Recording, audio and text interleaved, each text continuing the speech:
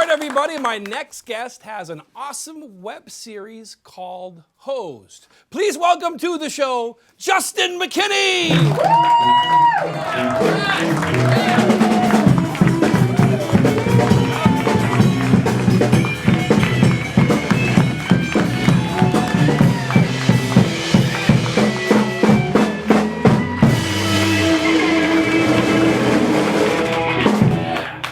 Welcome, Juston. Good to be here, Steve. Thanks for having me. It's awesome to have you here. What do you think of the shirt? Yeah, you've got the nice blue shirt. I know you went to our makeup lady and she chose it for you. Tried to pull off the flannel. Wasn't happening. You're the first guest to come here with 7 shirts, and then you had the makeup person pick it for you. Grace did a good job. How about it, everybody? Yeah. And I didn't even bring this one. That's what hurts my feelings. Actually, that might have been one of my old ones. I don't fit in it anymore. I run out of these shirts often because the flab keeps coming. It happens when you're Greek. Juston, you are a comedian. You've done some great stuff. In fact, you've been on Comedy Central and you've been on The Tonight Show with Conan O'Brien. How about it, everybody? Yeah. Thank you. Actually, the last late night show I did was The Tonight Show with Conan O'Brien when he had The Tonight Show. And I did it on a Tuesday. On Thursday, he got notice that they were giving the show back to Jay Leno. On that Thursday, yeah. So after this airs, if a week later you find out they're giving your show to Mike Katrobis, don't blame me. Yeah. I warned you. No. I said it might not be a good idea to have me here, Steve. Yeah. But you wanted it. So they won't give it to Mike Katrobis. More likely Jay Leno or, the 18-year-old me, if I'm still out there somewhere, because that was who the host was prior. But this is my kind of show. I mean, look, this is my kind of show. I mean, look at this. It's just right. When I did Leno, and I did Leno too, and I did Conan, and like they sent me a limo. I mean, you guys sent me an address.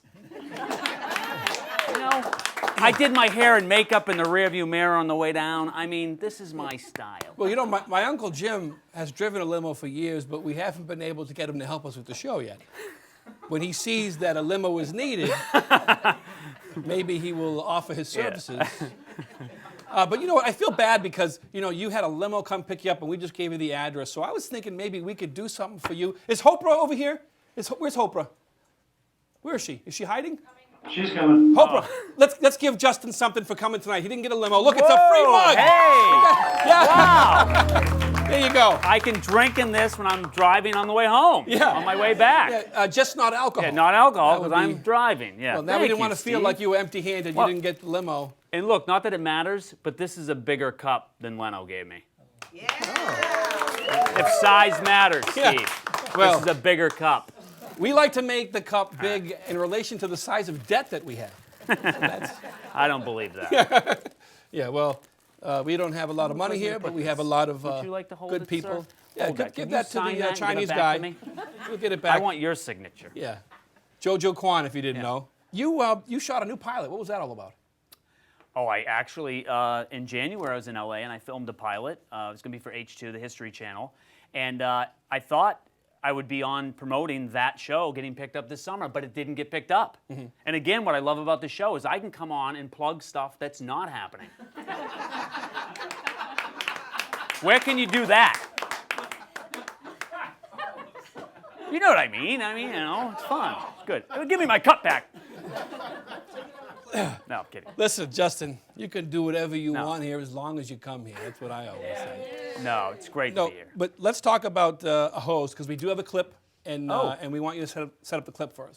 Hosed is a show I wrote and created about a fictitious volunteer fire department in the town of Effing Woods, New Hampshire. And it stars Gary Valentine from King of Queens, and Lenny Clark was also in it. So this clip, I believe, is Gary and we get a fire call, and we go to Lenny Clark's house. Okay, so this is a clip from the web series Hosed. Hey, fire department, is everybody out of the house? Yeah. Where the hell is the fire truck? Oh, we gotta wait for someone certified to drive it, so. My house could burn down by then. Do you have a hose? There's one in the truck. Well, do you have a fire extinguisher? No, do you have one in the house? No, that's why I called you. Good point. That's a good point. All right, well, it looks good. It doesn't look like anything's burning up there, so I think you're all right. Are you gonna go in and check it out? Yeah, let me get my gear on. Let me get my gear. Buddy, my house could burn down by then. Could you pick it up? I gotta be in the proper gear, okay? If I die in there, it's not gonna do anybody any good. Oh, here comes a... This is your backup? Smitty, you all right? Do I watch too much TV, or isn't there supposed to be a fire truck involved? Now, my character was afraid of fire. So that's it. I became a volunteer firefighter. I'm afraid of fire, but more afraid of my wife. So I became a volunteer to get out of the house. Yeah. That's the, yeah. And I got to say something about that mustache real quick, because I grew that mustache. When I grew that, my wife hated it. She's like, I can't stand it. I can't even be in the same room as you. And I'm like, oh, come on. You mean I should have done this 5 years ago?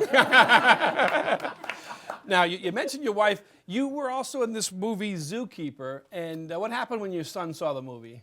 Well, I had a big part in this movie. I mean, like a Mike Katrobis type part. Whoa, hey, I'm sorry. He's got a mug, right? You give Mike a mug, right? Yeah, he got a mug. Now, here's what happened. Basically, there's a scene in the movie. It's a Kevin James movie, and he's getting taught by the animals how to pick up this girl, and the wolf in the zoo tells him that you got to mark your territory, okay? So there's a scene at the Four Seasons where he goes over and pees in the plant. Kevin James does at the Four Seasons. I'm the hotel manager. I walk up and I say, excuse me, sir, you do know we have a public restroom, not 20 feet from here. He's like, oh, okay. He goes, I didn't know that. And then I kind of like walk off. It's that quick, okay? Really quick. And so long story short, my son, my 4-year-old, is watching, never seen me. His mom's like, you want to see your daddy on TV? So he watches, and he's watching me on TV. And then I go up and shower. I come back down. The movie, he'd watched the rest of the movie, and the credits start to roll. He starts to cry. And my wife and I, we look at each other. We're like, Jack, what's wrong? He's like, I wanted Daddy to be in more. And I'm like, how do you think I felt? Like, he already knows at that young age? I mean, I let him down. You know what I mean? I mean, it was at that moment I had to tell him that his real father was Kevin James. That was it. That was tough. He knows early. They learn early when you're a loser. Yeah, I'm just kidding. It's not true. Listen, don't worry about it. Hey, I've made it. Come on. You're here now amongst Exactly. other losers. We are together. We win at other things, like volunteerism. Let's talk about this. You were in the second generation of the Blue Comedy Tour? Oh, Blue Collar Comedy. Blue Collar, I'm sorry. Yeah, Blue Collar Comedy, the next generation. Yeah, they did the first one with Jeff Foxworthy and Larry the Cable Guy, and you know that whole story, right? Toured around the country. Huge success. They get this idea, let's do a second one, the next generation. Bill Engvall from the first one hosted it, and they picked 4 people, and I was one of the people that they picked. I was very honored. Yeah, thank you, yes. And it was a redneck Southern thing, and I'm from Maine. So that was a little bit of a weird fit. Well, you kind of fit in, but go ahead. I kind of fit in because I spent 7 years as a deputy sheriff in the woods in Maine. I lived in a trailer park, so I guess I qualified. So that's why I got it, yeah. As deputy sheriff in the woods in Maine, what's the strangest thing you ever had to report to?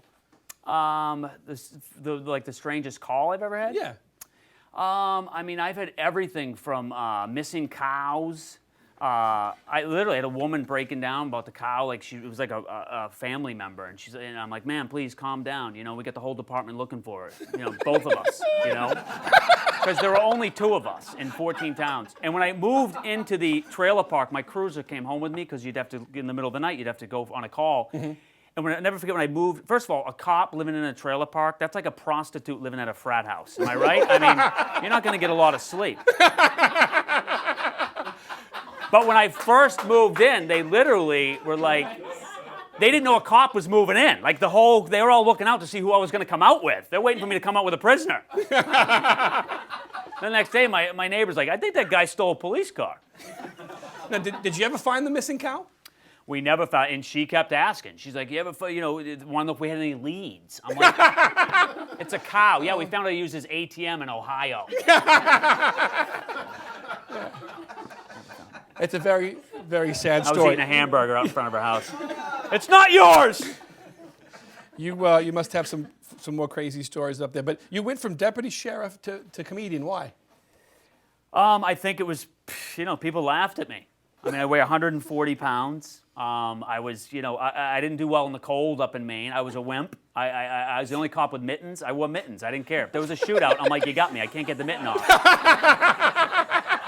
especially with a clip to my coat. I'm like, no way I'm getting that off. Well, it's a good thing you found a new career. Now, you, this summer in Ottawa, up in Canada, where we don't air, you're opening for Kevin James. I'm going to be working with Kevin James, yeah, and I do tons of theater stuff all around New England, Manchester, and down in Boston and Maine, all over. Fantastic. And you also do Caroline's on Broadway and Gotham Comedy Club down in New York? That's where when I lived in New York, those were my regular clubs. But now that I'm up here raising a family, I do more of the stuff up here. And everything's on my website, justonmckinney.com, but it's Juston with an O, by the way.